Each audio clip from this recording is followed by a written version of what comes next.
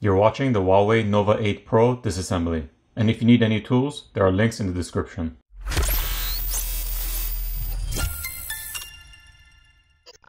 Alright, let's start off by removing that SIM tray.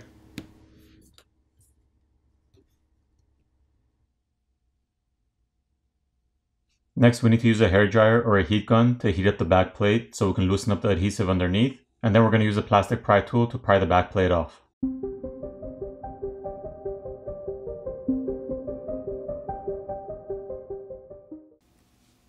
You have some foam padding over here and here, as well as some graphite film here and some over here on the bottom corner. One thing I want to mention, this backplate on the Nova 8 Pro was much easier to pry off compared to the Nova 8. There are 20 Phillips screws which need to be removed. Once all the screws are removed, we're going to pry off this graphite film over here on the bottom over the speaker assembly. And then we're going to lift up and remove the top cover.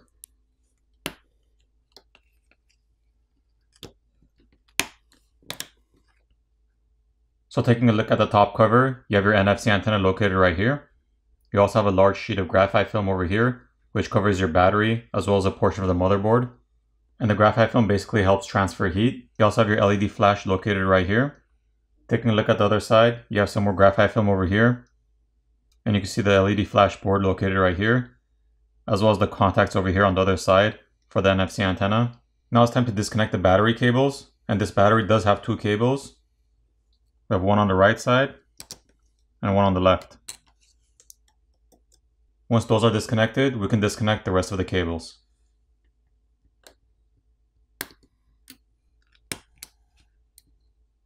There are two wire cables over here in the corner, just pop them off.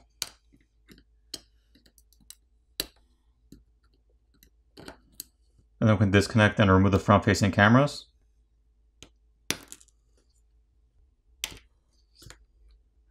So here's your main 64 megapixel HD camera, and it does have optical image stabilization. This one is your depth of field camera. This one's your wide angle lens, and this one over here is your macro lens. Let's go ahead and disconnect those three cameras.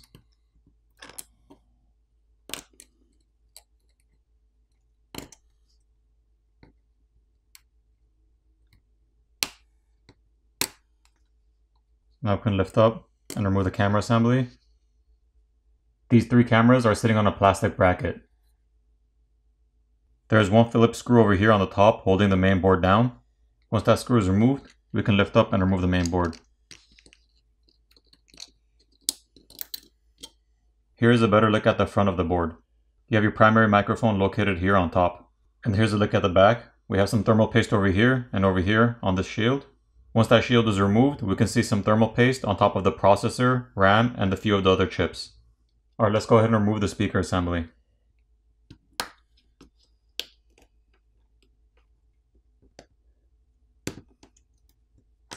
Here's a look at your speaker assembly. And you do have a mesh filter over here, over the opening on the speaker. Now we need to disconnect the fingerprint reader cable. And then we have a flex cable over here. Let's pop that off. There are two wire cables we need to pop off.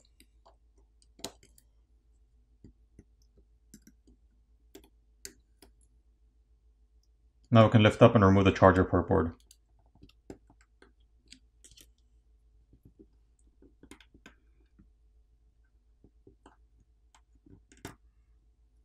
So on the charger port board, you have your main microphone located right here. You also have a red rubber gasket around the charger port itself. And on the other side, you can see your SIM reader located right here. So just like the Nova 8, the fingerprint reader has an extension cable over here attached. You can disconnect that extension cable by just popping it off like that. And your fingerprint reader is held down with adhesive, so if you ever wanted to replace it, all you have to do is just heat it up and pry it off. Now in order to remove the battery, you do have pull tabs numbered 1, 2, and 3. These two are just going to peel off the battery itself, as well as the strip over here. You're just going to fold it over, and then you're going to use the number 3 tab to pull up and remove the battery.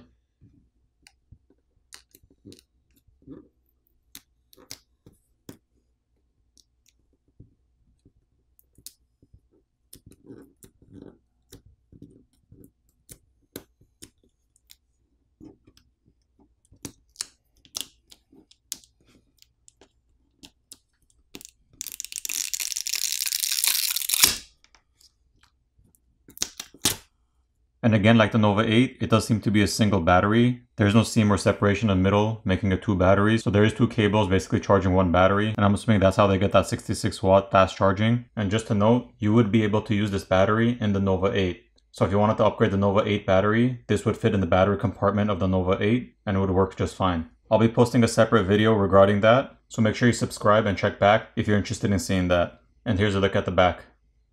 So back to the mid-frame. You have this flex cable over here, which connects your subboard to your main board on top. You have your screen cable over here, which is run through this opening over here in the mid-frame. So if you ever wanted to replace your screen at this point, you would have to heat up the front of the phone where the screen is, and you would pry the screen off the mid-frame, and then you get your new screen, apply new adhesive, reapply it back to the mid-frame, making sure you run your cable back through the opening over here, and then you just reassemble your phone.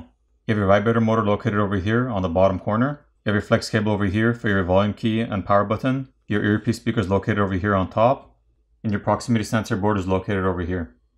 Now I'm going to go ahead and put the phone back together.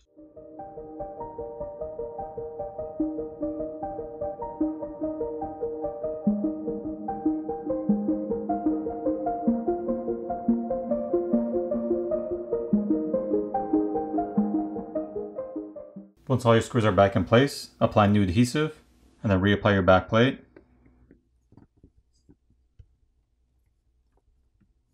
Flip your phone over, power it on, and you're done. For repairability, I give this phone a 7 out of 10. The back plate on this one was much easier to pry off compared to the Nova 8, and pretty much all the parts internally are replaceable, as well as the fact that there are pull tabs for the battery to help you pry the battery off. One of the downsides to this phone is that there are different size screws. I hope you guys enjoyed the video, and if you guys want to see more videos like this, make sure you subscribe and click on the notification bell so you'll be notified the next time I upload a video. Thanks again for watching, guys, and I'll see you guys next time.